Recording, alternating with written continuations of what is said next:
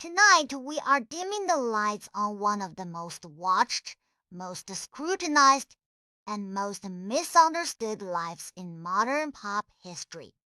Britney Spears, not the Rolling Stone cover version, not the VMA's performance clip you have seen 1,000 times. I mean the actual person, the girl from Kentwood, Louisiana, who became the most famous woman on the planet before she was old enough to rent a car, and then spent the next 2 decades being simultaneously worshipped and absolutely dismantled by the world that claimed to love her. Before there was a Britney Inc., before there was a brand, there was a small town in Louisiana called Kentwood, population roughly 2,000.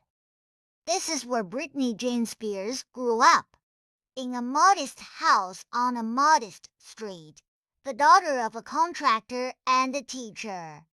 She was performing by the time she could walk. Gymnastics, dance competitions, local pageants. Her mother, Lynn, saw something in her daughter, a spark, a drive, a talent that demanded an audience. And so began the machine. Voice coaches, dance instructors, auditions, and then the big one, the Mickey Mouse Club. She was 11 years old when she filmed the audition that changed everything. The video for Baby One More Time debuted in January 1999 and detonated like a bomb in the center of popular culture. The schoolgirl outfit, the hallway dance, the pigtails. It was instantly iconic and instantly controversial. She was 17. The song went #1 in every country that had a chart. The album sold 10 million copies in its first year, and Britney Spears became a household name overnight. But here is what nobody stopped to consider. She was 17. She was a teenager who still lived with her mother, doing homework between talk show appearances, and the entire world had just decided it owned her. The machine did not just want her voice.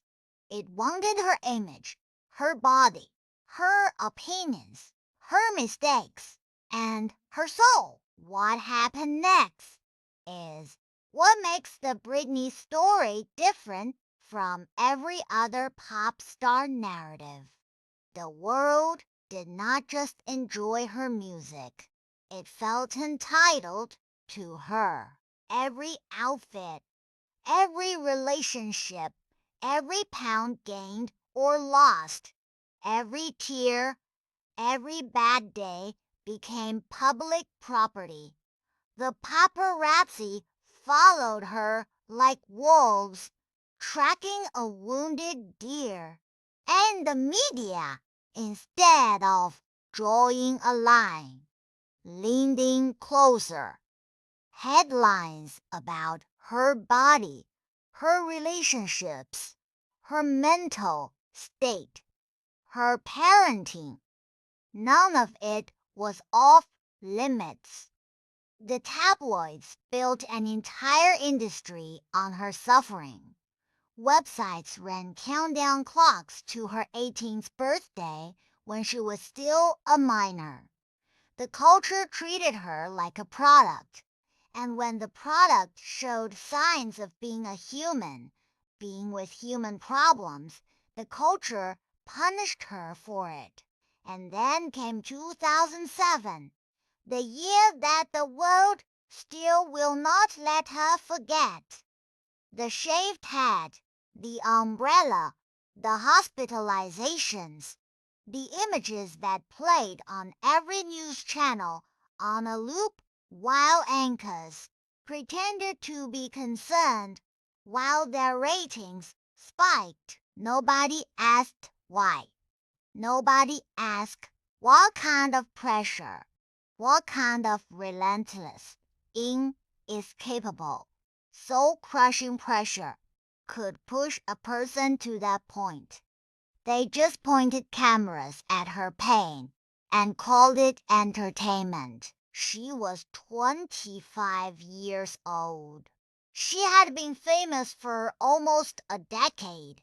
She had been working since she was a child. She had no privacy, no normalcy, no space to fall apart in private, and when she finally did fall apart, the entire country watched and judged and laughed and clicked and shared, and not nearly enough people asked if maybe, just maybe, we were the ones who broke her. In 2008, after the public breakdown that the tabloids feasted on, Britney Spears was placed under a conservatorship. A conservatorship is a legal arrangement typically reserved for people who cannot care for themselves, the elderly with dementia, people with severe disabilities. Britney Spears was 26 years old and was put under a legal structure that gave her father control over her finances, her career, her medical decisions, her daily life. She could not choose her own lawyers. She could not make her own business deals. She could not even decide whether to have more children because she was forced to keep an I-dude in place. For 13 years, one of the most successful entertainers on the planet was legally treated as though she was incompetent to manage her own existence, while Britney was legally unable to control her own money. The people running her conservatorship were very much in control. She went on tour.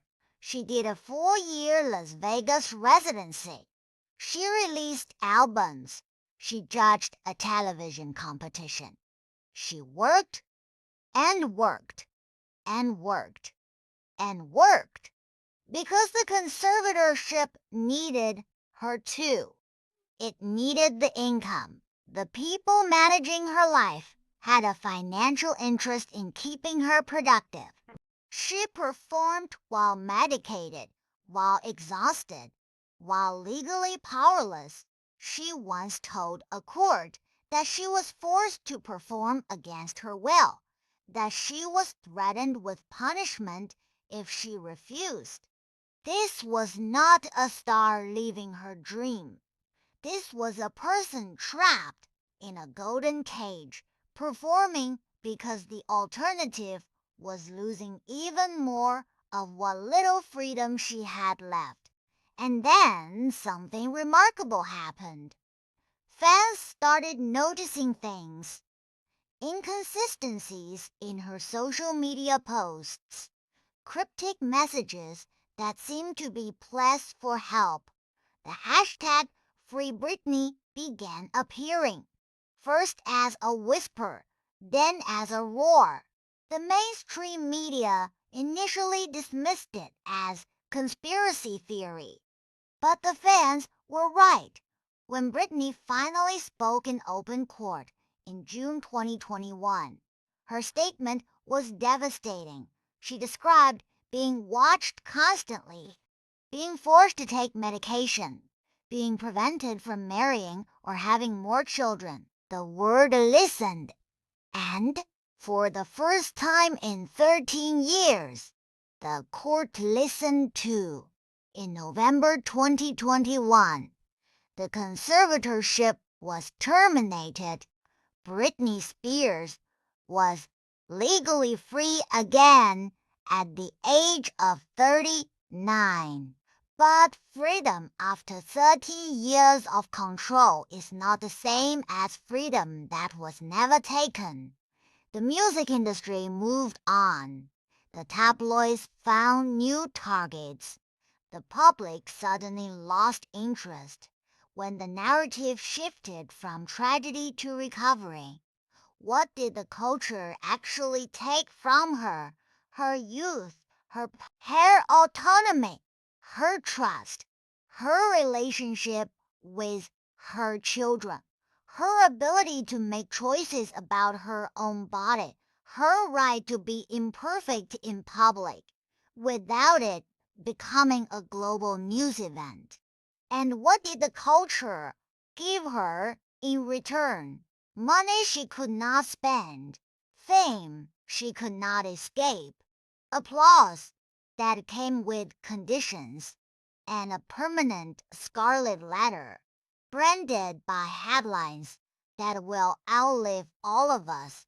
And here is the part that should make everyone uncomfortable. Brittany's story is not unique. It is the most visible example of a pattern that the entertainment industry has replicated for decades. Young women are discovered, packaged, sold, consumed, and discarded. They are given fame that functions as a prison and then punished when they cannot survive. Judy Garland, Marilyn Monroe, Amy Winehouse, Whitney Houston. The list is long and tragic and remarkably consistent. The industry creates the conditions for breakdown and then profits from the spectacle of the breakdown itself. The same cameras that chased her into the hospital parking lot were the same cameras that filmed her comeback. The same headlines that destroyed her reputation were the same headlines that sold her records. So where does this leave us? With a woman who was given everything and had everything taken away. A woman who survived what most people could not even imagine and came out the other side still standing, still creating, still refusing to be defined by the worst things that happened to her. The least we can do, the very least, is let her be, let her make music if she wants to, and not if she does not. Let her age in peace. Let her have the privacy that was stolen from her when she was a child. Let her be a mother, a woman, a person, without turning every choice into content. She owed us entertainment, and she gave it generously, brilliantly, for decades. She does not owe us her pain. She does not owe us her story. She does not owe us anything. And maybe if we can learn that one lesson from all of this, it will have been worth something after all.